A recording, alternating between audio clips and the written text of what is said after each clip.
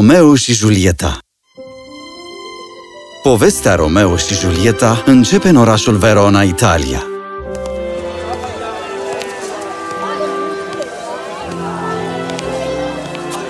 Unde trăiau două familii puternice, familii care erau rivale declarate.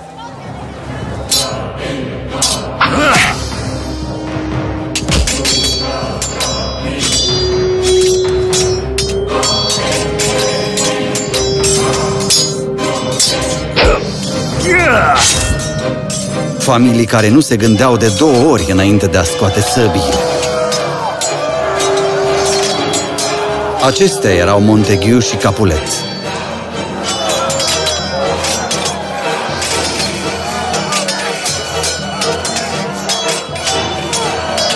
Stop! Vine prințul Lescalus! Destul! Tulburați liniștea orașului meu și amenințați viața oamenilor. Încă o încăierare să mai aud la Montagu sau Capulet și vinovatul va fi băgat la închisoare pe viață. Plecați acum! Maestate, arăți tulburat. Alberto, mă îngrijorează ura dintre aceste familii. Cum va marca această rivalitate tinerele generații ale acestora? Montagu nu are un fiu? Alberto? Ba da, Romeo, măria ta. Și Capulet are o fiică. Numele ei este Julieta. Ah, Romeo și Julieta. Romeo? Romeo, iată-te! Te caut de dimineață. E încă dimineață? Ei bine, desigur că este. Este atât cât sunt diminețile de obicei. Socotesc că ziua pare lungă când ești trist. Trist? Ce te face trist? Ai scris aceste poezii de dragoste? Ești îndrăgostit? De cine? Sunt sigur că are un nume. Rosalin, dar ea nu mă iubește. A hotărât să se căsătorească cu altcineva și nu este vina ei. Nu poți obliga pe cineva să te iubească, Benvolio. Dacă Rosalin nu-ți înțelege dragostea, atunci e ca și pierdută, fratele meu. Trebuie să uiți. Cum, Benvolio? Spune-mi, cum cineva să uite ceva în care crede? Of, unde este călugărul? În camera de rugăciune. Dumnezeule, mă rog pentru pacea Veronei. Rivalitatea dintre Montagu și Capulet a pus stăpânire peste oraș. Ajută-i să treacă peste ura lor. Bună dimineața, flăcăilor! Frumoasă dimineață, nu-i așa? Nu pentru un îndrăgostit. Haide! Ziua este proaspătă ca și voi amândoi. Mergi înainte. Timpul vindecă toate rănile, numai dacă îl lași. Învață să mergi cu timpul. Da, bogăție, faimă, statut, familie istorică și statornicie. Noi, Capulet, avem totul și jur că o voi apăra întotdeauna.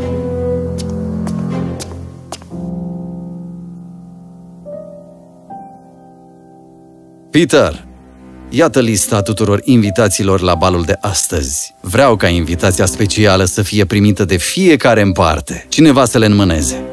Vine și contele Paris. Îmi doresc să-l conving să se căsătorească cu Julieta. Numele familiei noastre va fi și mai nobilat.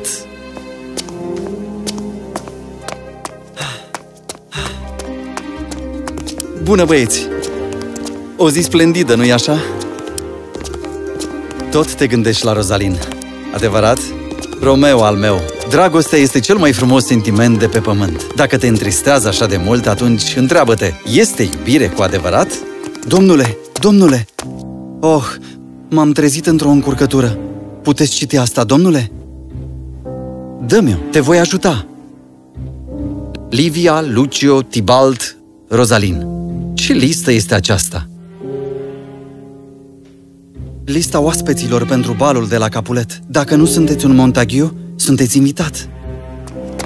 Trebuie să mergem la acest bal. Pentru tine e simplu. Nu ești un Montagu. Eu nu pot intra în casa aceea. Dar trebuie să mergem pentru Romeo. Astfel, el se va distra cât noi distrugem petrecerea lui Capulet. Oricum vom purta măști. În regulă, sunt de acord, iar tu nu ai voie să spui nu. Perfect, dar ne întoarcem repede și nu ne luptăm cu nimeni acolo. Minunat! Seniori și domnițe din Verona, bine ați venit la modestul nostru bal.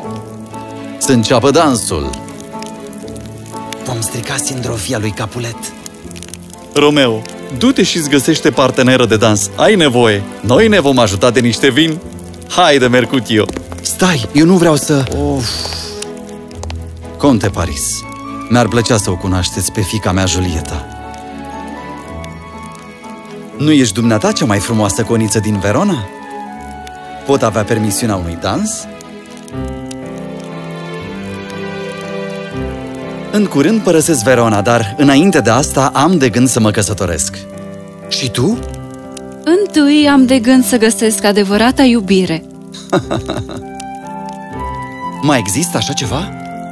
Numai pentru cei care cred.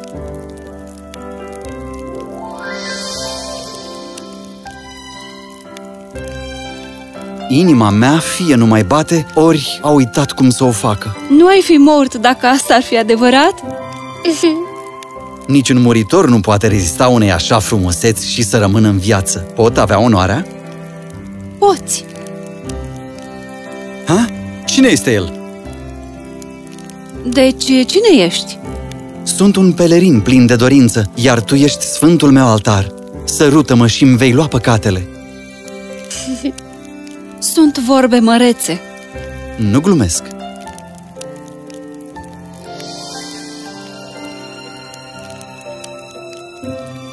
Și acum mi-ai dat toate păcatele tale.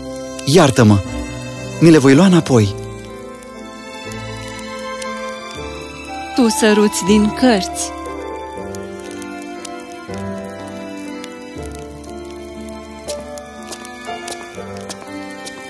Mama ta te caută.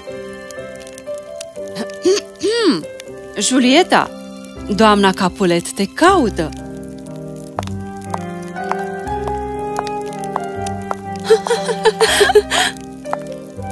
Julieta, frumos nume. Dar de ce o cheamă doamna Capulet? Pentru că ea este mama ei. Sunt îndrăgostit de o Capulet?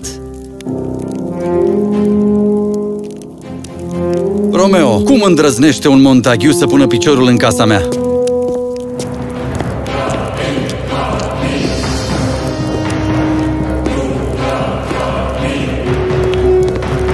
Ți-ai scos masca și acum suntem în încurcătură. Haide, să plecăm. Dar... Să nu mai aud niciun cuvânt. Doică, află cine este cel cu care am dansat. Am să mor dacă e însurat deja cu altcineva. De ce inima mea tânjește după el? Asta e ce numim iubirea adevărată? Domniță, Tibalt mi-a spus că e un băiat prost crescut. Romeo îl cheamă și este un Montagu. Oh, vai! Singura-mi iubire a izbucnit din singura mea ură. Acum e prea târziu. Nu-mi pot stăpâni sentimentele. Inima mea tocmai a părăsit casa aceasta. De ce dansai cu fiica lui Capulet? Era să fim morți acum. Sunt un om mort deja. Știu acum ce este iubirea adevărată. Unde crezi că te duci? Să-mi întâlnesc destinul. Ai nebunit? Tu știi ce faci? Este disperat, un îndrăgostit. Cred că știe ce face. Să lăsăm să plece.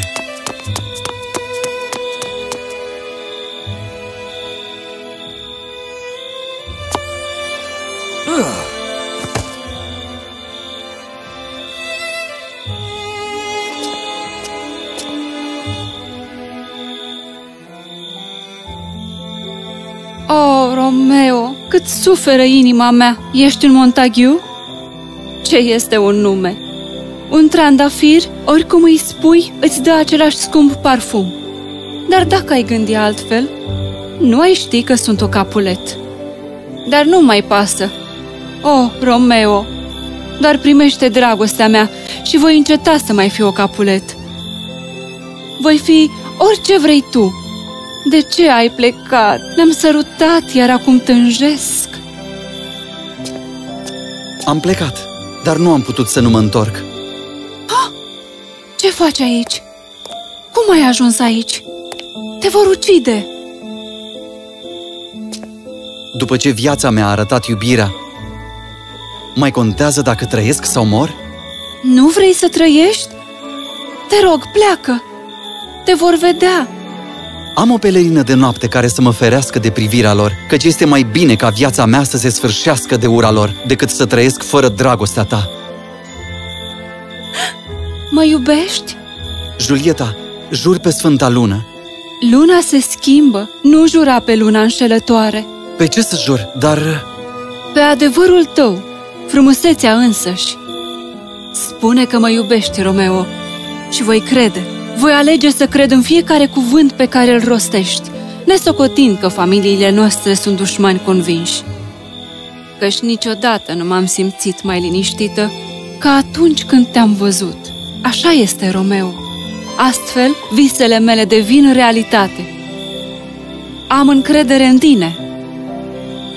Julieta, te iubesc dincolo de ce înseamnă iubirea însăși. Domniță! Trebuie să pleci. Am venit aici să-mi făgăduiești iubirea ta. Nu pot pleca fără ea. Ți-am promis-o deja. Stai puțin, Julieta. Mult mi-e teamă că totul e doar un vis, fiindcă e noapte. Nu vreau să te pierd, iubirea mea. Nu pot. De ți-e cinstit amorul și vrei căsătorie. Voi fi a ta pentru totdeauna. Doar spune-mi când și unde vrei să facem cununia și acolo eu voi fi. Mâine la ora 9, la chilia călugărului Laurence. Acolo voi fi. Acum du-te, grăbește-te! Noapte bună, iubirea mea! Noapte bună, Romeo al meu!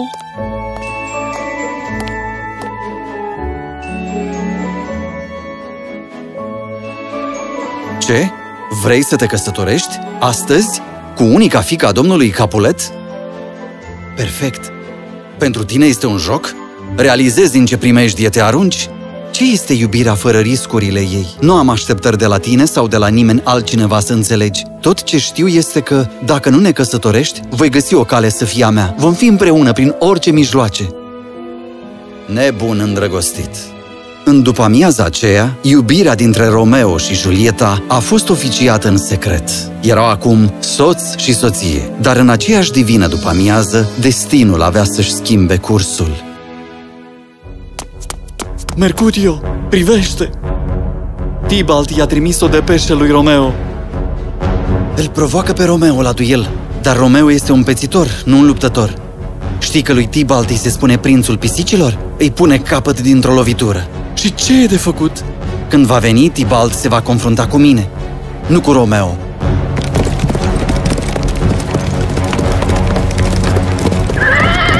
Romeo, vino afară! Te gândeai că te vei strecura în casa Capuleților și nu vom ști? Desigur că nu. Singurul lucru de care le pasă Capuleților este rangul lor și nepotul lor.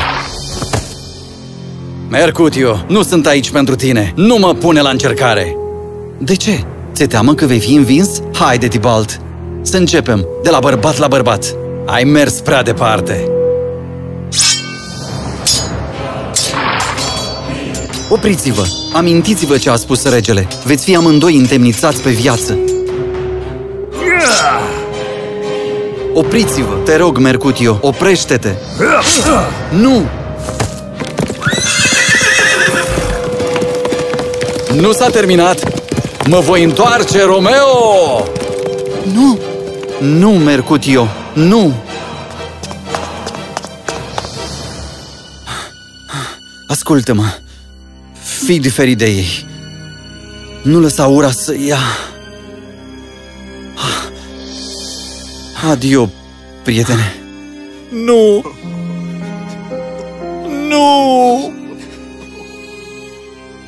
Benvolio, rămâi cu el. Să nu faci vreo prostie! Romeo!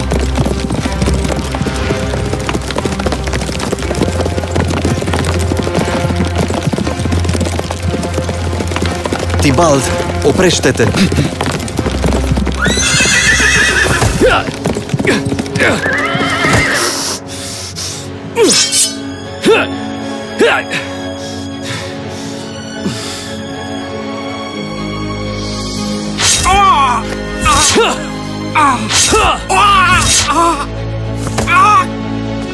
Romeo, ce ai făcut? Te vor arunca în temniță! Oh, ce-am făcut?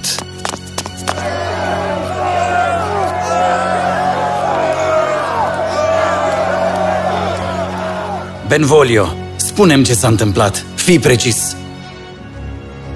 Tybalt, cu flăcări în ochi, a venit să-l caute pe Romeo. Acolo el s-a luptat cu Mercutio.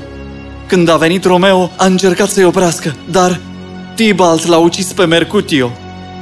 Mercutio era cel mai bun prieten al lui Romeo. Nu a putut accepta și s-a dus după Tybalt. Tybalt a fost ucis. Tybalt l-a ucis pe Mercutio, iar Romeo l-a ucis pe Tybalt. Prin prezenta, declar că Romeo va fi expulzat din Verona. Dar? Doar expulzat? Niciun alt cuvânt. Romeo trebuie să plece imediat și dacă va fi văzut prin Verona, acesta-i va fi sfârșitul. Romeo, soțul doamnei mele, unde-i? Cum e Julieta mea? Plânge și iar plânge. Ce-am făcut? Am adus lacrimi în ochii ei. Mi-am rănit dragostea. Nu trebuie să mai trăiesc. Soția ta este recunoscătoare pentru că Romeo al ei trăiește și vrei să îl duci departe? Cum va supraviețui ea? Romeo, judecă drept. Mâine dimineață pleci spre Mantua. Eu îți voi aranja șederea. Vei primi tot ce ai nevoie. Îți voi trimite scrisori despre Julieta și Verona. Lucrurile vor fi bune, băiatul meu. Du-te să-ți întâlnești soția înainte să pleci.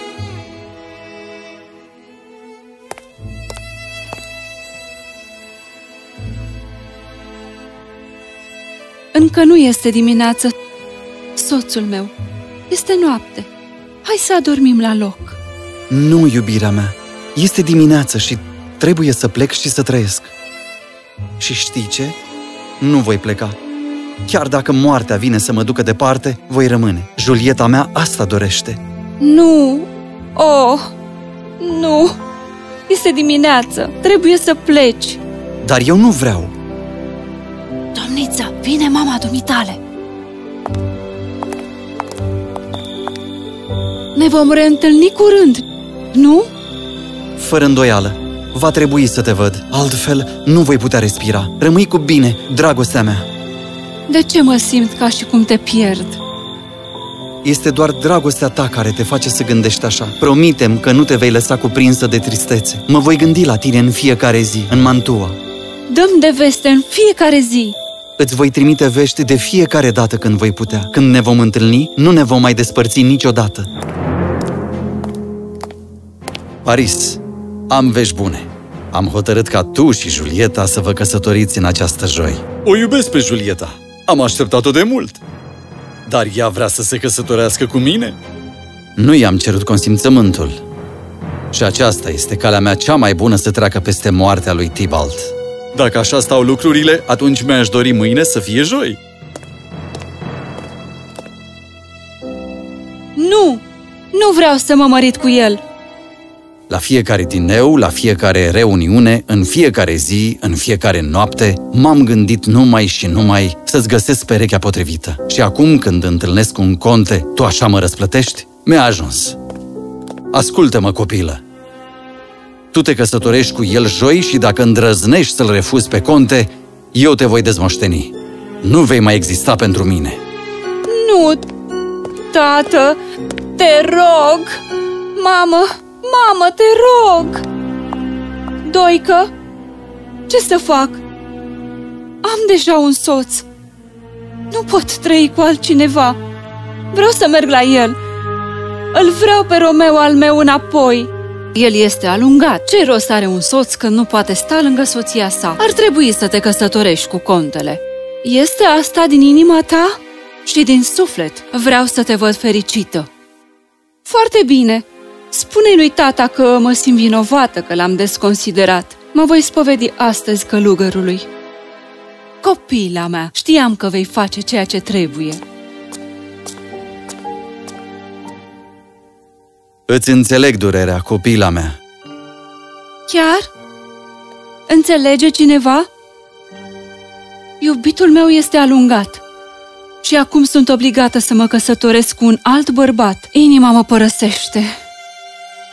Refuză să mai bată fără Romeo. Dacă nu mă ajuți, cu siguranță voi muri. Îți promit, moartea ar fi mai bună decât o viață fără dragostea mea. Nu-mi dai altă opțiune. Tu și Romeo îmi sunteți dragi. Nu-mi pot vedea copiii în durere. Există o cale, dar implică mult risc. Îți voi da o travă extrasă dintr-o floare foarte rară. Îți va opri pulsul pentru o zi. Crezându-te moartă, familia ta te va îngropa în cavoul Capulet. Eu voi trimite o scrisoare lui Romeo. Dacă totul merge conform planului meu, te vei trezi văzându-l pe Romeo. Amândoi vă puteți începe propria viață, dar dacă Romeo al tău nu ajunge la timp, te vei regăsi printre morți. Dacă moartea este singura cale de a-l revedea pe Romeo, sunt pregătită. Poi mâine este ziua nunții tale. Astăzi îl vom trimite pe părintele John să-i ducă lui Romeo mesajul tău. Este o călătorie lungă. Mâine seară scapă de doica ta și bea asta. Își va face efectul imediat. Mergi cu bine, copila mea. Domnul fie cu tine. Primește scuzele mele, tată, și accept să mă mărit cu contele Paris. Oh, fiica mea, sunt atât de mândru de tine. M-ai făcut fericit.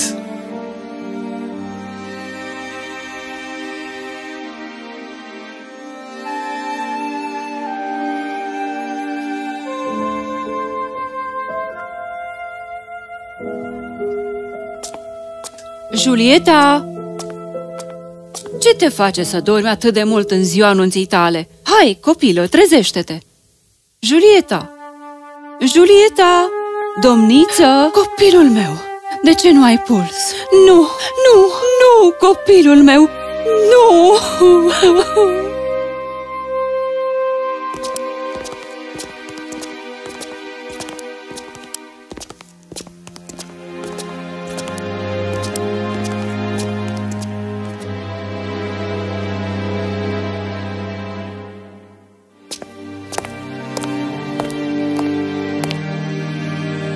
Benvolio, ce vești aduci? Ce mai face domnița mea? La fel de frumoasă ca întotdeauna, desigur. Benvolio, de ce nu răspunzi? Ce să spun? La fel de frumoasă ca întotdeauna. Cerurile au fost întotdeauna geloase. Au luat-o la ele. Julieta ta este moartă. Este o minciună. Mi-aș dori să fie. Îmi doresc din toată inima și din suflet. I-am văzut trupul cu proprii mei ochi. Nu. Nu. Sufletul meu m-a trădat. Inima ei se oprește. A mea încă bate? Nu! Romeo! Doar lasă-mă singur.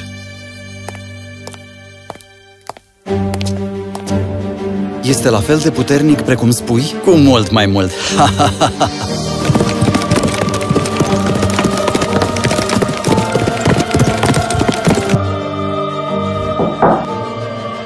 Părinte John? Îmi pare rău. M-am simțit rău pe drum și nu am putut să-i transmit la timp scrisoarea lui Romeo. Oh, nu!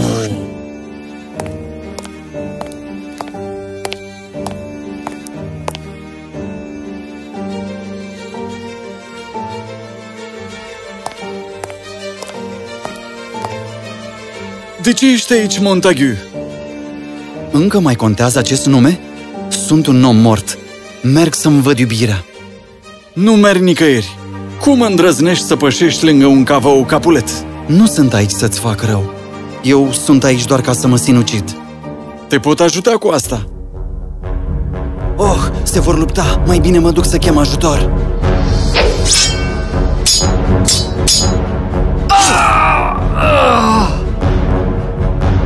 Odihnește-te în pace, prietene. Individul care te-a ucis nu va mai trăi mult. Iubirea mea, viața mea, cum ești încă atât de frumoasă. Moartea te-a luat, dar nu ți-a putut lua frumusețea? Lasă-mă să privesc ultima ta îmbrățișare pe această lume.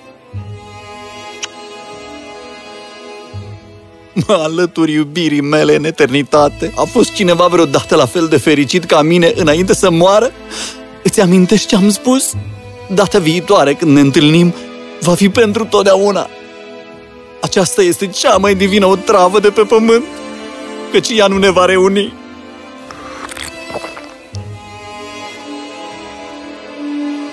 Romeo! Sunt deja în paradis? Ar fi trebuit să bea otrava mai devreme. Ce? Otravă?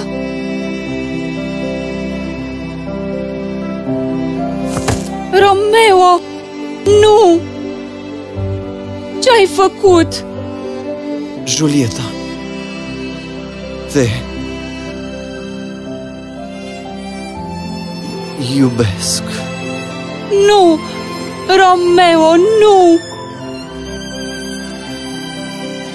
Romeo al meu! Nici măcar o picătură pentru a te urma? Dar sigur că încă mai persistă pe buzele tale. Așteaptă-mă, iubirea mea! Vin la tine cu acest ultim sărut pământesc.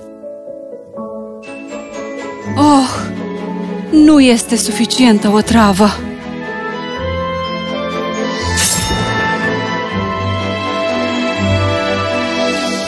Această dimineață aduce la Verona o pace sumbră, una care este învăluită în tristețe, pentru două suflete la care întregul oraș a fost martor, la pura și inocenta lor iubire. În această noapte, luna își va ascunde fața în umbră. În noaptea aceasta, stelele nu vor străluci. Nu am cunoscut vreodată un sfârșit atât de trist, căci niciodată nu a existat o poveste de dragoste mai dureroasă decât cea a lui Romeo și Julieta. Și nu va exista niciodată.